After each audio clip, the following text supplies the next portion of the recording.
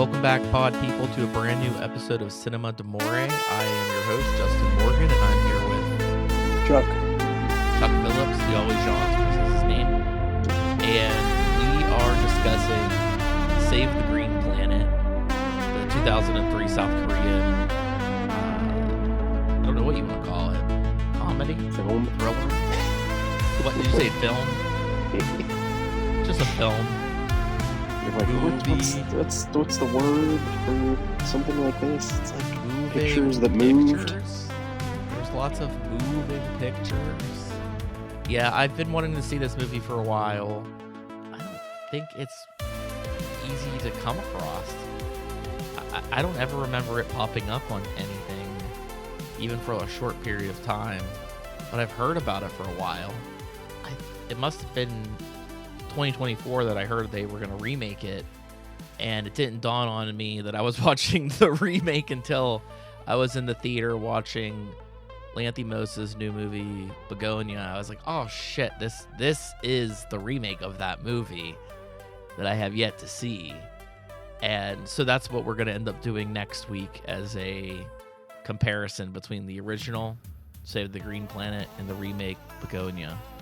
Also, again, we're recording this before the Oscars. I don't know if it's Bugonia's up for a few Academy Awards.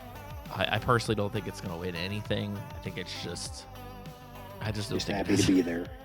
It's just happy to be there at this point. Exactly. Did you watch this movie before, Chuck? No. Wow. I think it's because it's just harder to come by. I feel like you would have seen this I've if it was heard anywhere. of it until, it's just, I've never seen on DVD of it, never seen it streaming.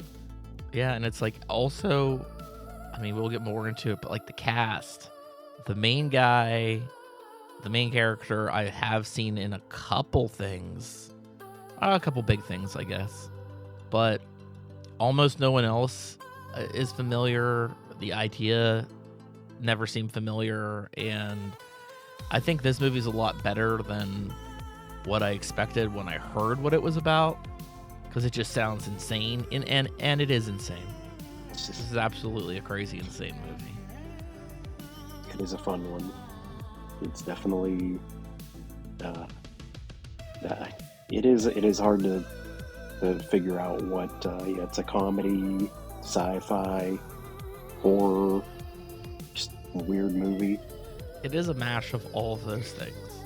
I knew I was going to like this movie in the big opening scene. Our main Somewhere character, Over the Rainbow. Yeah, when he kidnaps the guy, and then it goes into the Somewhere Over the Rainbow as he's driving around and ecstatic that he kidnapped this guy. I knew we were getting into a good movie. It's a great plot. He thinks there's aliens out there, convinces his girlfriend that, they need to kidnap this alien to save the world. And, he's got a plan. He's done this before, he tells her. Even before that, where you get to the scene where the guy's like, I think very early they explain why he's kidnapping this guy, that he believes that he's an alien and it's the only way to save the Earth.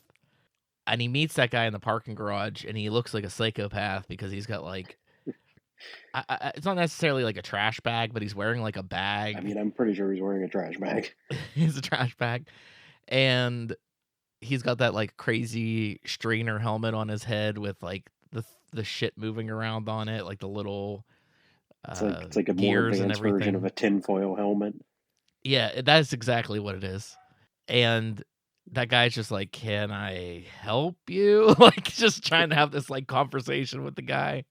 And yeah, so so the main plot is this guy kidnaps this executive, is basically believing that he's an alien, and he wants him to confess that he's an alien and give him all the information, that all the conspiracy theory shit that they've been hiding for years.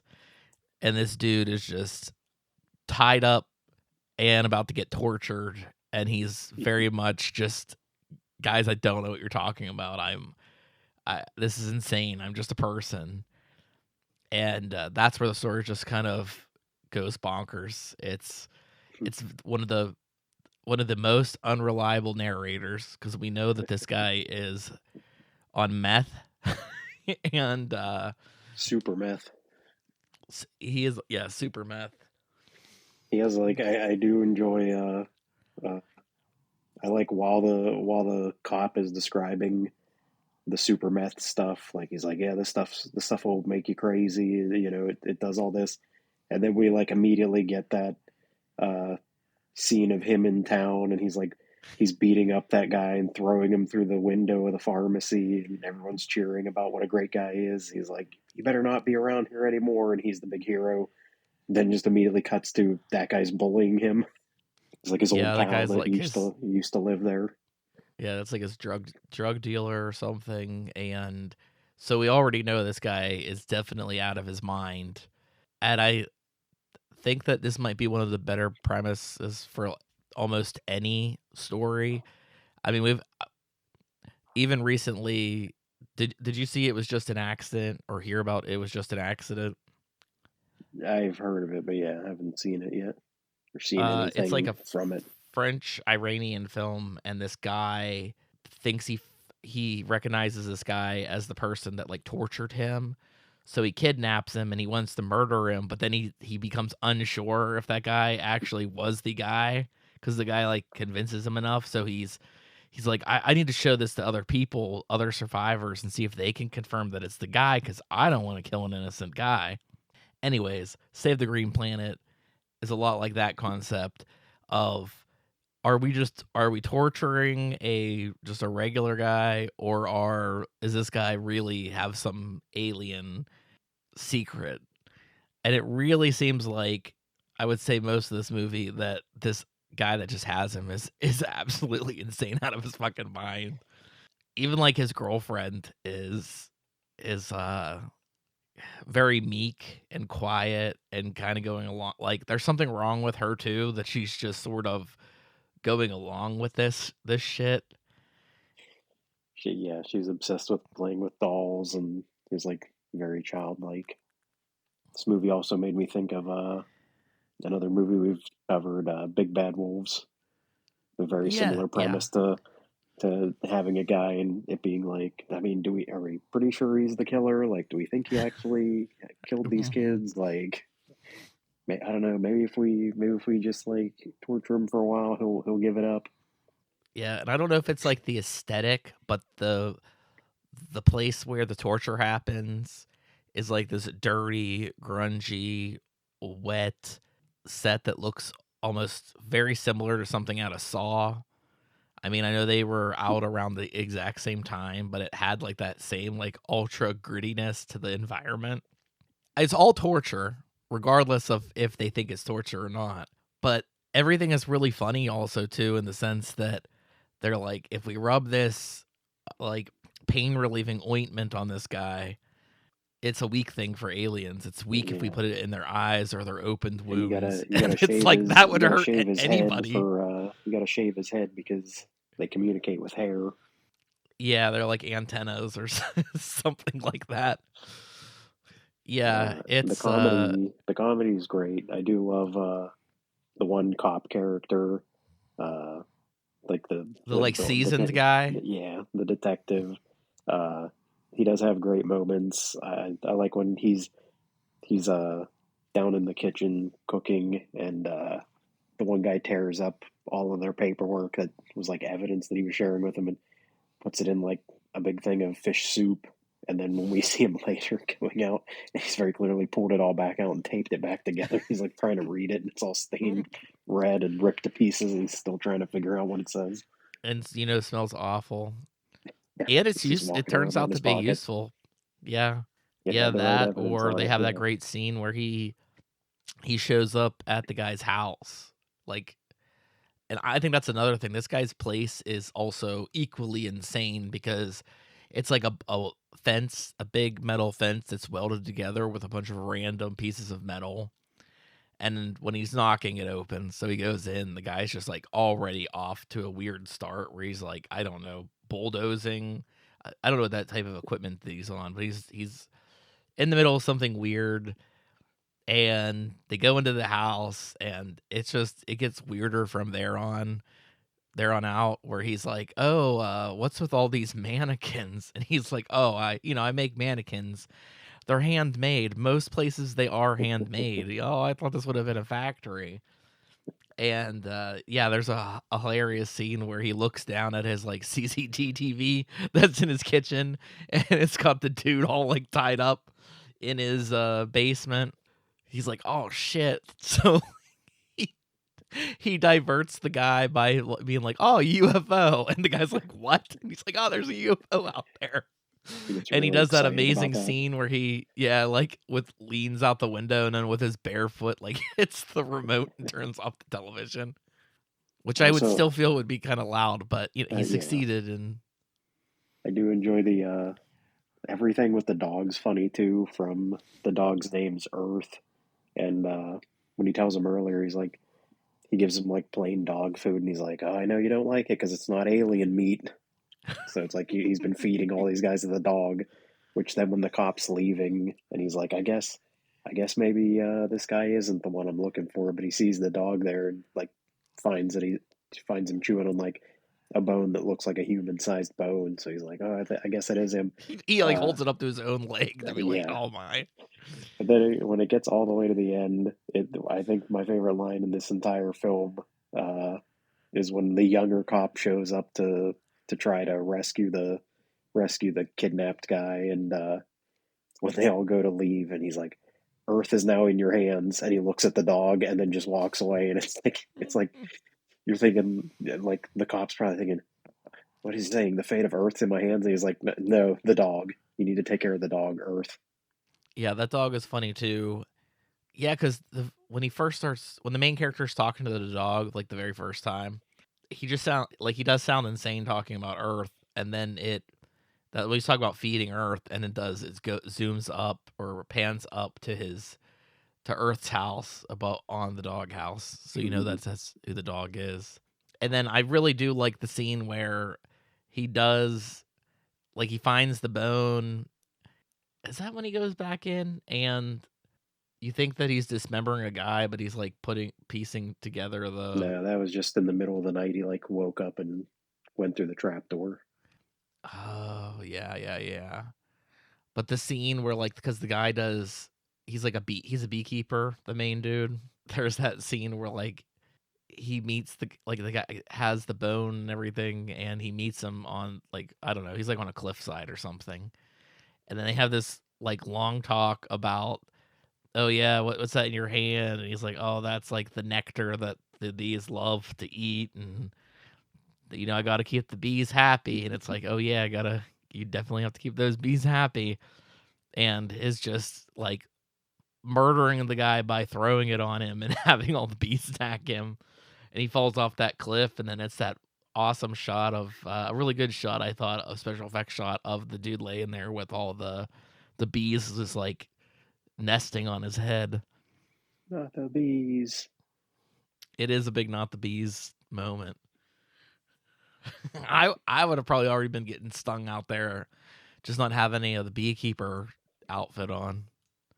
But yeah, it goes back and forth between being like ultra violent and serious, and then it goes into like the comedy, such as when that dude first shows up and the dude's like in the basement trapdoor thing, and he has his hand out, and of course, like his fingers are sticking through. And of course, the kidnapper sees it, and the detective doesn't see it.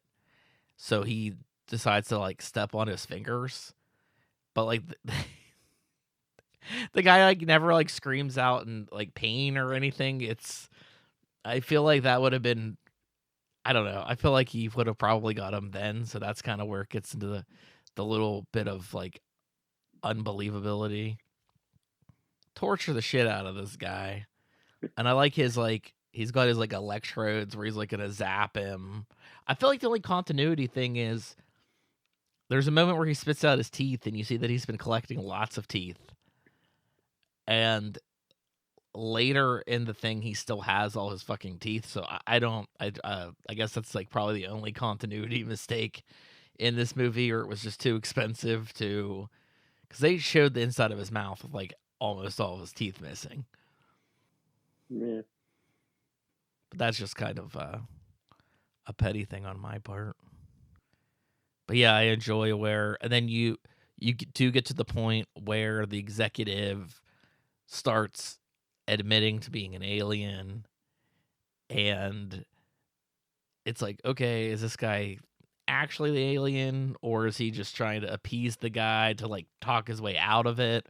Because he obviously cannot convince the guy he's a normal human being. Yeah. He tells him that his mother is like part of an experiment and tells him there's a chemical in his trunk. And if you go get it, and it's like definitely like looks like a bottle of poison. He's like, but no, it's not a bottle of poison. It won't kill her, which of course it does. Like you knew it was going to. Uh, and he's like, no, it's fine. Just give her that. So yeah, you start to think like, oh, maybe yeah, I guess he isn't the alien. He was just trying to get this guy to kill his own mom or something like that. Uh, Because and his yeah, stuff, his company poisoned his mom, yeah, poisoned the main guy's mom. Some kind of settlement. He remembers this guy. He remembers that his previous girlfriend and everybody was killed. So yeah, he's like, I got the cure. It's right in the back. Yeah, it's right in the back of my car. It's looks like a bottle of poison, but it's definitely not. Just give that to her and we'll be fine. Trying to buy himself some more time to like, get out of that situation.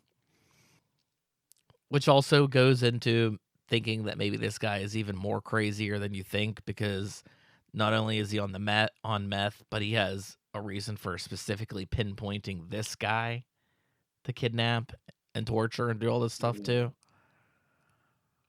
Well, yeah, you find out that that's all of his victims. They were like the like a bully from school, like a guard at the mental institution that he was at, or something, or the jail that he was in. Like, yeah, everyone that he killed is all related to him somehow. They're all people that he had, a reason to wanna kill. Yeah, he even says that like, so how many people were actually aliens, and how many were just people you wanted to kill? Yeah, and I'm a big fan of the guy's story of them coming to Earth. And you, first of all, you do see that he's just like like usual suspects, just been looking at shit around the place to like piece together his story. And I And it also was like how obviously 2001: A Space Odyssey. yeah, very heavily 2001: A Space Odyssey with the apes and the It was like a monolith big monolith. Yeah. with like their umbilical cord. Like he does like an Adam and Eve story, and he's like, yeah, we made him, and he wasn't perfect, so we have to keep coming back to make sure that we that we have the genes right for this new creature of ours that we made in our image, which is like heavily like Battlestar Galactica, alien conspiracy stuff. Yeah. They were just too violent, so they had to do something about them. I mean, you even go to these, like, some of these scenes are like wild where, yeah, they're like fighting and he's stabbing him with the screw that like fell out of that thing or whatever the hell that piece of metal was. And then when his girlfriend shows up and she tries to save him, After she runs and she away does. from the circus. We do find out that they've met each other at the circus or whatever. But yeah, they where she does all her like backflips and stuff, and the guy like has the gun and he fires it and she's just gone, and he's like, what the fuck, where did she go? And she's she's like hanging from the ceiling. They're being a little crazy, my Earths. But yeah, he's got his circus girlfriend. um there's like a weird backstory where he is it his dad, or is his mom's boyfriend or something that he kills with one of those I think it's his dad. umbrellas that It was like slightly. His backstory was all a little confusing. I think it was like his dad got injured in like a mine collapse, I guess, or yeah, or it was the other way. Like his dad died in the mine collapse, and that was like his stepdad or something. I don't know. It was not very super clear on some of that in the flashbacks. Yeah, so he's definitely very, very messed up from childhood on.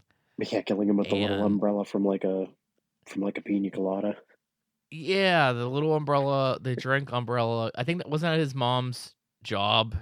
He's like, my mom used to Yeah, make those tiny umbrellas for drinks. And there's a weird shot where like it's his dad or stepdad that he stabbed in the head with one, and I'm sure he killed him. I don't know how. I don't know how that's humanly possible, but stabbed he's him so hard definitely with a tiny umbrella. yeah. But how do you feel about it that it's like bonkers right out the gate? Like, do you I enjoyed it a lot. It was just the right amount of weird? crazy to weird, just all over the place. Did you believe that he had found an alien, or did you think that he was absolutely insane? I mean, I thought he was insane. Even all the way up to the end, like they do a good job of any time it seems like he might be actually an alien, like you said, the um, the like usual suspects, like when he's going through that whole story of like the dinosaurs and everything, and then when he's like looking around the room and he sees all the things that are in his story. Hey, wait a second, you're just reading all this stuff off the wall. You're not a real alien. I mean, it's literally until the very end when the aliens show up to pick that guy up. I was like, oh no, this guy isn't an alien. Yeah, that's like I had this spoiled, I guess, over the 20 years since it was out. And that's like whenever I went into Bugonia, and I won't spoil Bugonia, but it's the same thing where it's like you don't know if they're gonna go the same route or a different route at the end. So I didn't like that it was spoiled for me, this movie, but I do like the fact that I did love how it ends where, you know, he's gonna take him to the prince of Andromeda or whatever he's trying to. Yeah, He's gonna help that guy make contact, and he ends up killing his girl with that claw, and then then like what within like the last 10 minutes of the movie. I think that's when lasers start shooting out the sky to like save this guy. So lasers shoot out of the sky, and and then you're like, "Oh shit." And they take him to the planet where he's exactly 100% the way that the main character described, with like the big earlobes and the spots all over his face. yeah. And why didn't you And guys come? We were waiting for you to call. How could I call? I don't have any hair. yeah, yeah, I don't have the hair. What the hell? He's like, I thought you guys were supposed to be watching me. Like, you guys really fucked this up. But then he's like, yeah, the experiment failed. We'll just end the experiment. Just destroy the planet. Yeah, so they just blow up the entire planet Earth. But which I really do like, because that's like it validates this guy somewhat, the main character, even though he's clearly killed like people. Because there's Definitely that innocent people. conversation Yeah, with his girlfriend where he's like, only two, or maybe it's when he was arguing with that guy, but he yeah. But like says, only two you of them killed were like actually aliens. you killed all these people, and he's like, yeah, but I couldn't find out until after after I killed him. Yeah, Yeah, maybe I had he it finds his backwards. I thought he was journal. He like, finds his journal, and like over all the pictures, it's like not an alien, not an alien. yeah, yeah, yeah. It's a bunch of dead people, and it just says not an alien, not an alien.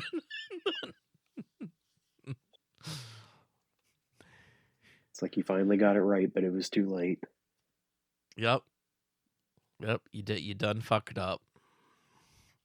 What do you think? What do you think Lanthimos is gonna be like?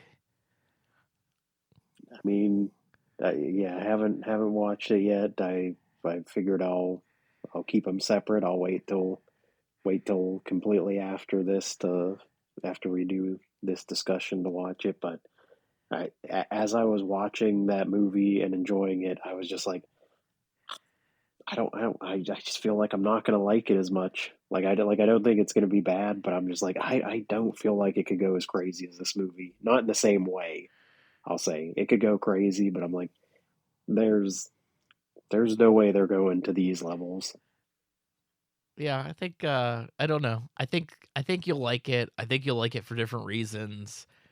I don't know how I feel about comparing them, but I'm not going to compare them in this episode. I'll wait I till the do know I next. found out that I didn't realize before that it was supposed to be the same guy was supposed to direct the Yeah, remake, I don't the understand the English story remake. behind it. I guess He's he not just doing health well. wise he couldn't.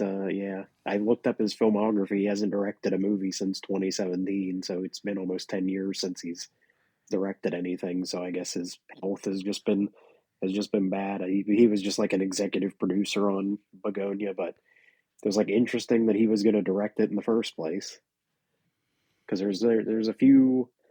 I mean, there's a handful of cases of foreign directors directing English version remakes of their movies, and I think it's Hmm. like I would say mixed results as to whether they're worth watching or whether they're any better than just watching the original from uh, what Haneke's done. Funny Games, he did the English remake of that. The director He of did The the Grudge did original the too. American. Yeah, that's what I'm saying. Oh, okay. Yeah. You're talking about remaking your own stuff. Yeah, Sorry.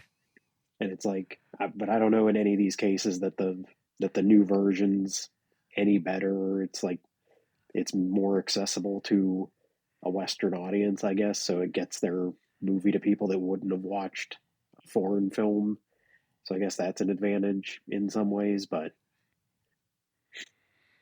Yeah, you got to attack it differently some way, and or why else would you do it? Like why?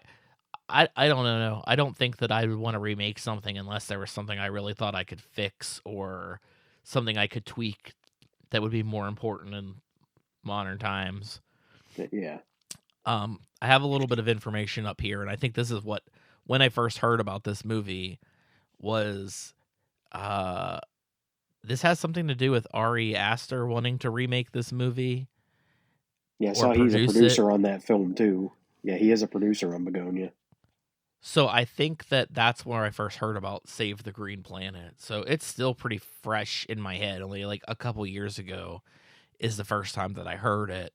But when I heard about it, it was 100% like straight up gave away the ending, the premise and the ending and everything. So it did spoil that for me. But um I also feel like I don't know this guy's filmography. Um the director of this actual film, but Yeah, I've never sometimes heard of I any of the feel other like ones. when they do like when a foreigner does an English language film, I feel like sometimes they lose like subtle subtext with their English actors. You know what I mean? Yeah, Or they don't the performances come off weird because they don't get the tone. They don't get it right. So I feel like Lanthimos or having somebody else kind of do it makes the most sense. But I am also would be highly interested to know what the hell um, this guy would do. Because I mean, like the Earth at the end of this movie is it's literally destroyed by like a giant penis thing that like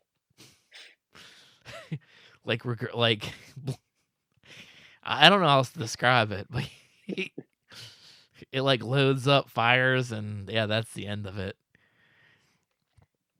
And yeah, it does. I don't know why I was watching it because I didn't know if I would understand it, but at the end when they have the credits, it's like this floating TV that comes on, and it kind of gives you a little bit of backstory of the main character as he was a kid and growing up, yeah, and like yeah, like him meeting, literally meeting his girlfriend like at the circus or whatever the hell they were.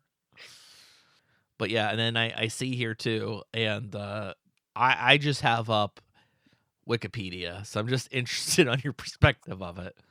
But it's saying that the main idea from the story came from two things. One, he thought that Misery lacked depth with the Annie Wilkes character, but there was a weird website accusing Leonardo DiCaprio of being an alien who wanted to conquer Earth by seducing all the women. I mean, that sounds pretty accurate. Like Leonardo DiCaprio. Yeah. I don't know. I always love those type of stories too, where it's like, how did you come up with this? And it's just like, I was watching Misery, reading shit on the internet about Leonardo DiCaprio. Too bad Leonardo DiCaprio wasn't cast in Bugonia. Yeah, that would have been kind of cool. Yeah. Yeah, like a full circle moment. Yeah. Or maybe even Kathy Bates, like get them both in the remake. Get Kathy Bates to be the mother in the hospital. Yeah, wouldn't that be good? Yeah, it'd be a nice little it'd be a nice little throwback for sure. Yeah. But yeah, this movie is absolutely insane. It's very fun to kind of not trust anybody. I think I'll always like those types of movies. This movie was a lot better made than I had expected. Like, I kind of expected it to have like a very low budget, but it looked like it had its shit together for the most part. Like the practical effects and everything looked good. Yeah. There's some visual effects that don't look too bad. I mean, there's some that look dated. You know, when they're going through the bloodstream and that weird shot with all the hands coming out at the guy's face. Yeah. What are you looking up? For what it wasn't. I don't think it wasn't bad or anything like that. They did some interesting stuff in there with their budget. I liked too. The only Korean I understood was Andromeda, because it didn't change at all. Definitely a movie worth watching if you can find it. It's apparently only on Arrow's video service. I did buy the Arrow version, but it's 4K, so it'll play in any 4K player. But I don't know. They kind of did a similar thing a few years ago where they did The Good, the Bad, the Weird, and it was only the UK, and then it did come to the US, so maybe within the next year or something they just re-release it in the United States. Maybe, I don't know, maybe Focus Features or whoever has Bugonia has the rights to save the Green Planet if they can. You're saving it. Like a double feature Blu-ray. Yeah. Part 2. Or does that try to get that planet back together again? I do love the end of this too, when they do get into the UFO and like how cheesy it is and very like Star Trek-y it feels, where it's just like that glowing table and I mean, even the way the guy gets like beamed up. But yeah, I'm a fan. This was another movie when I finished watching it, I wanted to kind of start it again, just because I felt like it was moving a little bit fast. There's a lot of shit, like little details in there that once I got past the main story, I would be able to pick up as a dumb American. You know what I mean? But yeah, it was a fun movie. It's on Arrow's streaming service, which I really don't know what else is on there. Did you see anything else worth watching, or you didn't really go explore it? I mean, it was probably all worth watching. It didn't look like it was a lot of like weird B movies, like stuff I've never heard of in my life. Like, yeah, probably worth checking out. Stuff that you probably would not knowingly go looking for, but if you found it there, you'd be like, oh, okay, that sounds cool.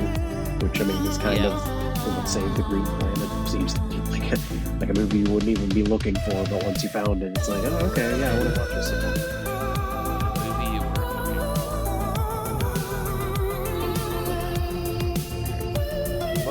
And I know we're doing a lot of releases in March. I feel like we've done it every single week, but we'll be back next week with Bugonia. Yep. See you there. Thanks for listening.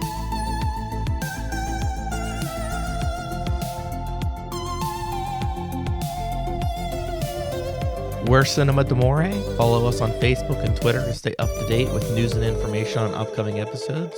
Find us on Apple Podcasts, Google Podcasts, Podbean, Spotify, Amazon Music, Audible, Pandora, Alexa, or iHeartRadio. It would be greatly appreciated if you subscribe to our podcast on your platform of choice. We also appreciate feedback, so rate us, review us, and let us know what you think. And above all else, thank you for listening.